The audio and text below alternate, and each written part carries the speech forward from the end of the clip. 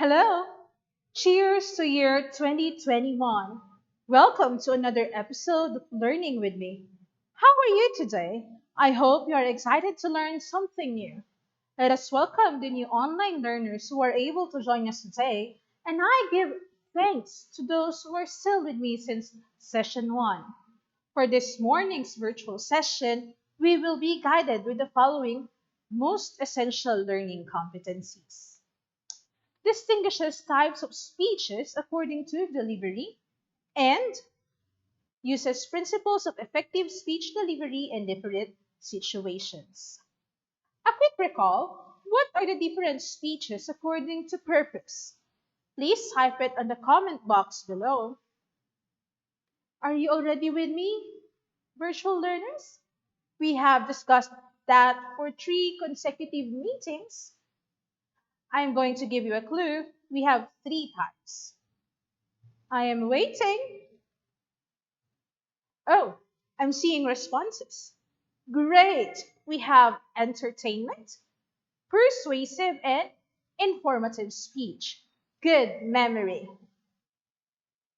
An informative speech provides the audience with a clear understanding or the concept or idea. An entertainment speech, on the other hand, provides the audience with amusement. For a persuasive speech, it provides the audience with well argued ideas that can influence their own beliefs and decisions.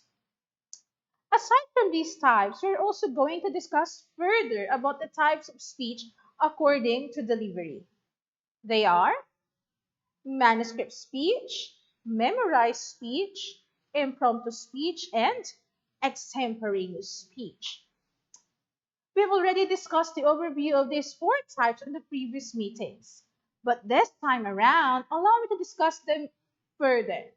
But to stimulate your brain cells and get your attention, let us have this 5-item quiz about the type of speeches according to purpose. Ready? Let's start. Here is the direction. Identify what type of speech according to purpose is used in the following statements. Are you ready, learners? Here is statement number 1. Mary delivered a speech that encouraged everyone to dispose waste properly. What type of speech is this? Let's look on the keyword encourage. Okay, the answer is persuasive speech. Next statement. The students who were running for student council convinced other students to vote for them. What is the keyword here? The word convince. So this one uses what type of speech? It is persuasive speech. You're doing great. How about the third statement? The teacher is speaking about concepts in science and mathematics. As we recall, whenever we are inside a classroom and the teacher is speaking, he or she wishes to inform his or her student. So this one uses informative speech. How about the fourth one? During the speech, Linda recalled the funny and embarrassing moments she had with her classmates. Your keywords here would be funny and embarrassing moments. Definitely. This one uses entertainment speech. For the last item, I will be delivering a talk to the youth about what COVID-19 is about. This one uses informative speech. Thank you for participating, learners. I believe you are now ready for our main course. So, let us have the first in line of the type of speech according to delivery, the manuscript speech. We are going to discuss about organizing and delivering a manuscript speech. So, what is a manuscript speech? It is the word for word iteration of a written message or a verbatim reading. In a manuscript speech, the speaker maintains his or her attention on the printed page except when using visual aids. So here is a recall of what I have presented you in the previous meetings. A manuscript speech is speaking with advanced preparation, wherein it is a planned and rehearsed speech, wherein reading aloud a written message.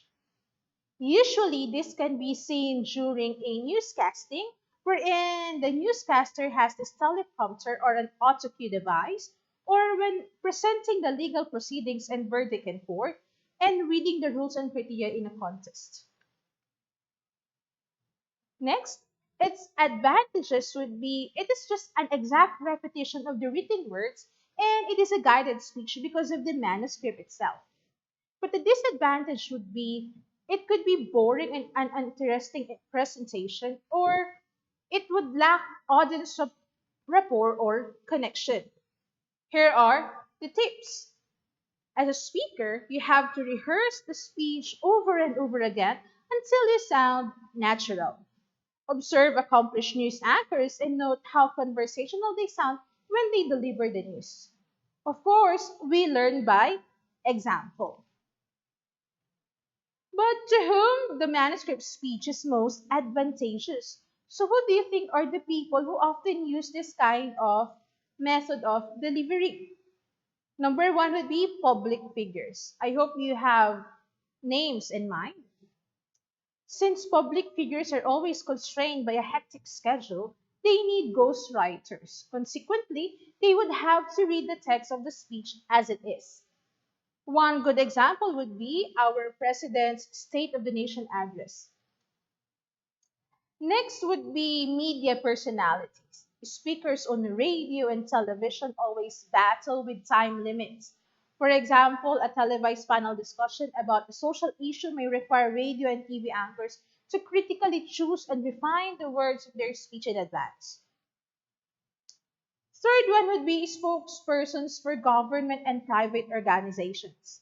This public speaking role requires a great deal of contemplation and preparation. For example, we have speeches of different countries' spokespersons in on international seminar on climate change. So they would really prepare their own speeches before the conference itself. Next could be what could be the potential problem with the manuscript method? Of course, if there are advantages, we have disadvantages. You see the image there? What is that? That is a skip button. Since this type of speech follows a word for word method, you might be tempted to skip practicing the speech because you're already what? Comfortable that you already have something to read. And that could be a problem. Next, what can you see here? There is a man being busy and just reading. And what is lacking here? In relation to the previous point, if you fail to practice your speech and decide to read it during the time of delivery itself, you might be glued to the speech all throughout. You want to be like that person? You may overlook making eye contact with your audience. Note that glancing at the audience only at the end of a sentence is not sufficient to establish and maintain rapport during the speech. That's why eye contact is very essential in every speech activity. Third one, because everything is planned based on the time allotted, you will surely want to cover everything in your speech before you run out of time. This might affect your connection with the audience, as there is a tendency to ignore the audience and neglect responding to their feedback when busy with the speech. Pay attention and make sure to check and adjust if the audience lacks interest or if they display anxiety, impatience, or boredom. We don't want to be like this person talking to a wall, right? Here are some strategies in organizing and delivering the manuscript speech. Number one is practice. Practice not only makes perfect, but it also makes permanency. Okay, practice delivering the speech several times. Mark the text. Even if it's a manuscript, know the speech by heart. Only if you do this can you keep frequent eye contact with the audience. Adapt. Even if you have a manuscript, feel free to modify the text when the situation demands it. If you observe that your audience is bored, you may use shorter yet more vigorous words. If your audience is impatient, add words of strong motivational power. If your audience is anxious, share personal anecdotes to lighten the mood. That's why you have to be very observant as a speaker. So let me give you the tips in using the manuscript method. Number one is prepare. You have to keep your text easy to use by neatly composing it in triple space. Spacing is very much important in your manuscript so that your eyes would not be confused on which line of the text or the manuscript would you read next. Second is mark. Own your manuscript by highlighting keywords and phrases. This way, you will be guided during the speech delivery. It would not hurt if you would write some scribbles and notes on your manuscript because it would be only for your eyes. Third is, again, practice. You can make a lot of notes on the draft of your manuscript during the first few rehearsals. But make sure to reprint your script, especially if you make too many changes. Next, practice some more. See, practice and practice and practice. Read the text over and over orally. This will help you avoid mispronounced words, faulty starts, and wrong pauses. As you practice, vary the volume, rates, and pitch of your voice during appropriate points in the speech. Fifth one is concentrate. Concentrate on keeping eye contact, but do not stare at only one section of the audience, not only on this side or this side, but everybody. You should look at them. It is best if you familiarize yourself with the most important parts of your speech. If you do this, you will be more confident in looking at your audience during the key points of the speech. Sixth one, act it out. Use a lectern or a podium when practicing the speech. If you can find one before the actual speech delivery, practice using it so that you will be used to laying your notes flat on the podium and looking at them once in a while. So let me share with you a certain speech wherein I have marked it one and I have made signals on where to pause and where to give emphasis on certain words. This is an excerpt from Marianne Williamson's A Return to Love Reflections on the Principles of A Course in Miracles. If you will see there, we have here bold words wherein this where I will give emphasis, and for the two bar lines would be it's a stop, and one bar would be a pause. So let me read this one for you. Our deepest fear is not that we are inadequate. Our deepest fear is that we are powerful beyond measure. It is our light, not our darkness, that most frighten us. We ask ourselves, who am I to be brilliant, gorgeous, talented, fabulous? Actually, who are you not to be? You are a child of God. Your playing small does not serve the world. There is nothing enlightened about shrinking so that other people won't feel insecure around you. We are all meant to shine, as children do. We were born to make manifest the glory of God that is within us. It's not just in some of us, it's in everyone. And as we let our light shine, we unconsciously give other people permission to do the same. As we are liberated from our own fear, our presence automatically liberates others. You see, that is one example. For you to have more idea or inspiration, you may search the sample video on YouTube, which was delivered by a very good speaker. It is the late Senator Miriam Defensor Santiago. You may look it up on YouTube. So it's entitled A Date with Destiny. So here is the thumbnail for you to look for that. Now let's move on to the question and answer. Why did the speaker need a manuscript for her speech? You see here, speech delivery is given an amount of time to be delivered. The manuscript serves as a guide for the speaker on the length of the speech to be delivered. That is why it needs to be rehearsed and the speaker needs to be faithful with the manuscript. And also so that the speaker would not be misdirected or be lost in his or her speech. Next question. As a speaker, how can I sustain the audience attention all throughout my speech? This is something that we want to achieve during delivery of our speeches.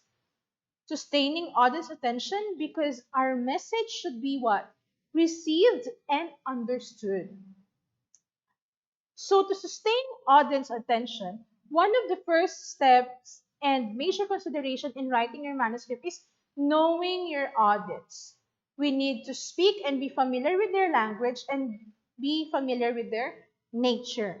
And as a speaker, we should always establish an eye contact as one of the preliminaries to establish connection. Third question, how can we tell if a speech has been delivered successfully? A speech is successfully delivered whenever you receive the appropriate response from your audience. What are the example responses? If they laugh at your jokes, or nod in agreement, or shows expression that they can relate to your speech. Another learning session has been concluded, and if you have questions, feel free to comment it on the box below. With that, happy learning! See you on our next virtual meeting. Goodbye.